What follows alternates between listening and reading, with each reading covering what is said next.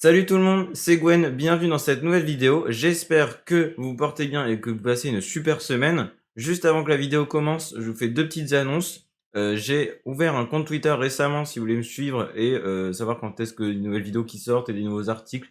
N'hésitez pas à aller me follow dans la description. Et vous avez également un lien Spotify où vous pouvez écouter les podcasts. Donc en fait, dans les podcasts, il y a beaucoup comme les vidéos YouTube mais en rediffusion.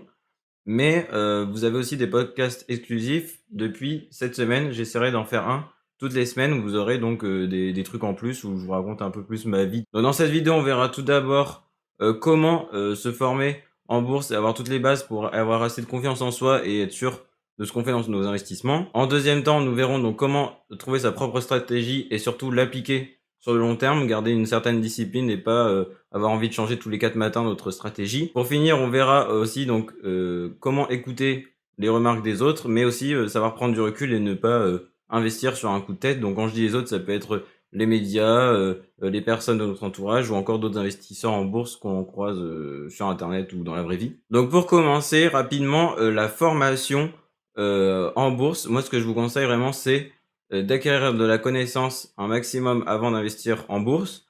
Et vous pouvez le faire donc gratuitement, par exemple avec des vidéos YouTube, des e-books offerts, des livres gratuits. En achetant de la connaissance, vous pouvez par exemple acheter des livres d'investisseurs renommés et qui ont déjà fait leurs preuves, ou par exemple des formations vidéo. Vous pouvez aussi participer à des séminaires en ligne ou dans la vraie vie. Et du coup, je vous conseille d'acheter de la connaissance si vous avez envie de gagner du temps en fait. Parce que sur internet, vous pouvez tout trouver gratuitement.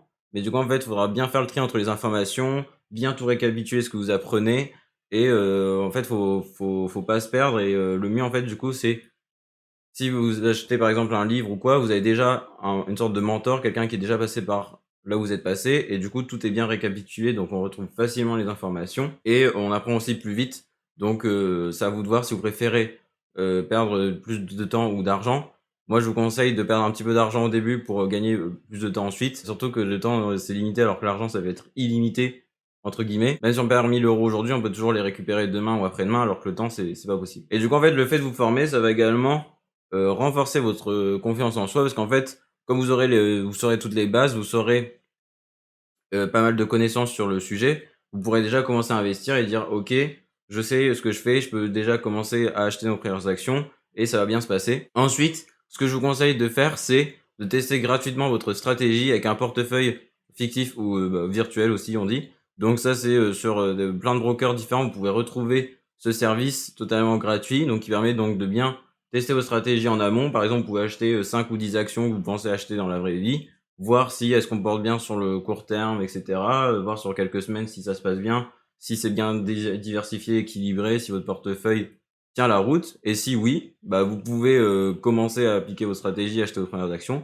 Si vous n'êtes pas trop convaincu ou non, vous pouvez du coup recréer un deuxième portefeuille et voir jusqu'à temps que vous trouviez une stratégie qui marche. Vaut mieux toujours prendre un peu son temps au début parce que si on va trop vite, après on peut le regretter et on peut aussi faire plein d'erreurs un petit peu qui auraient pu être faciles à éviter et qui nous auraient fait gagner du coup de l'argent. Et enfin du coup, ça c'est si jamais en fait votre entourage est défavorable à l'investissement en bourse, je parle de ce principe-là dans l'article de blog et dans la vidéo parce que c'est le cas le plus fréquent. C'est pour ça en fait, si on écoute un peu tout le monde, on peut avoir du mal à agir et on peut procrastiner le début de notre investissement en bourse ou même pas du tout le faire. Et donc ça c'est dommage, surtout si on sait que tous les avantages que ça procure et qu'on sait que ça peut apporter un bon rendement sur le long terme. Ne perdez pas votre temps à essayer de convaincre tout le monde que l'investissement en bourse c'est super, etc. si eux ils restent dans leur pensée et qu'ils changent pas d'avis. Et vous pouvez prendre toujours les remarques des autres, limite essayer de les confronter, de voir si ils ont tort ou quoi, si c'est des clichés, des idées reçues qu'on entend souvent ou si c'est vrai. Parce que la bourse c'est pas non plus magnifique à tout point de vue, ça reste quand même assez risqué, donc faut faire assez attention. Mais si on sait ce qu'on fait, logiquement, si on investit bien, ça se passe bien et il y a pas de raison de s'inquiéter. N'hésitez pas aussi à parfois ignorer carrément les remarques si vous voyez que c'est des clichés, des idées reçues, que les gens qui vous disent ça, ils y connaissent rien en bourse et que ils ont jamais investi de leur vie. Clairement, faut pas non plus écouter tout le monde tout le temps et faire ce qu'ils disent, quoi. Donc maintenant, nous allons voir comment trouver votre propre stratégie et ne pas la modifier tout le temps, parce qu'en fait, on peut vraiment être tenté de changer régulièrement de stratégie, un coup de faire du court terme, après du long terme, après tenter, des effets de levier et cetera. Le 1er truc à savoir, ce sera vraiment votre horizon d'investissement et pourquoi, vous voulez, investir et en fait, juste le fait de savoir pourquoi et l'horizon d'investissement, ça vous permettra de déterminer le type d'actions sur lesquelles vous voulez investir.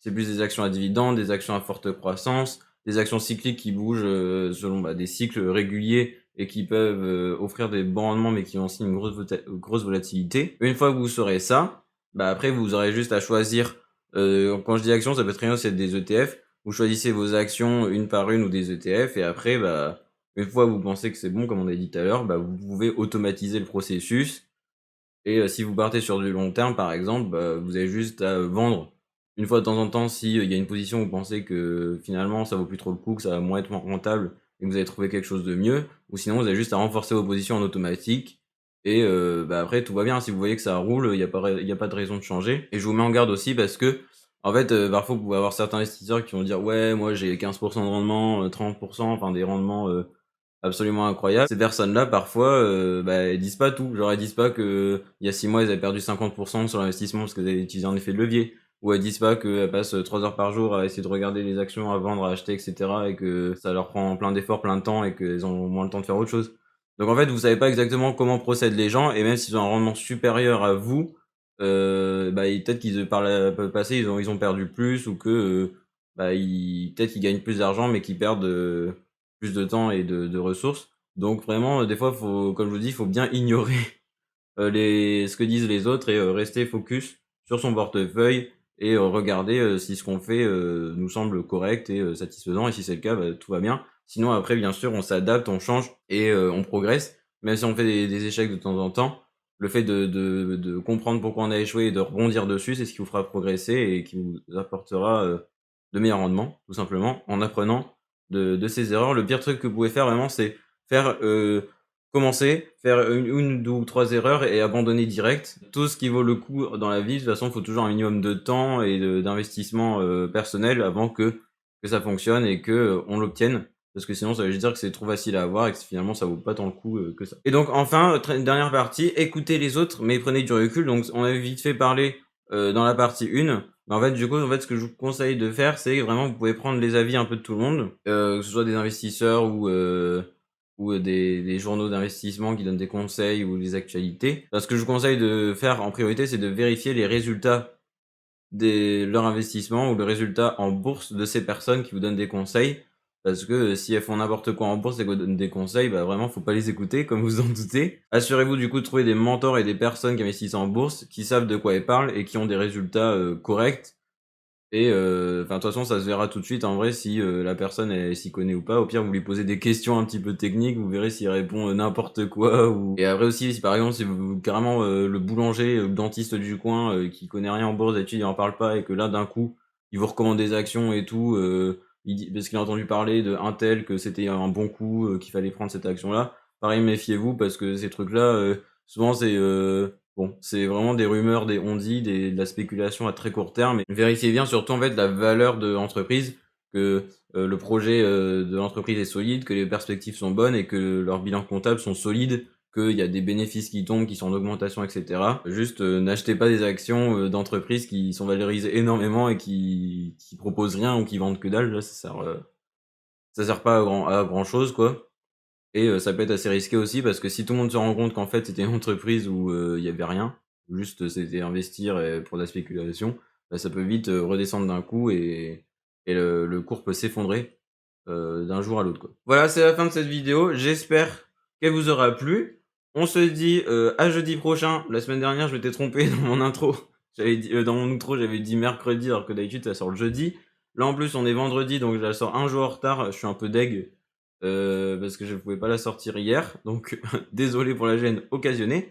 N'oubliez pas aussi qu'il y a mon e-book offert dans la description si vous souhaitez approfondir l'investissement en bourse et on se dit à très vite, portez-vous bien, salut!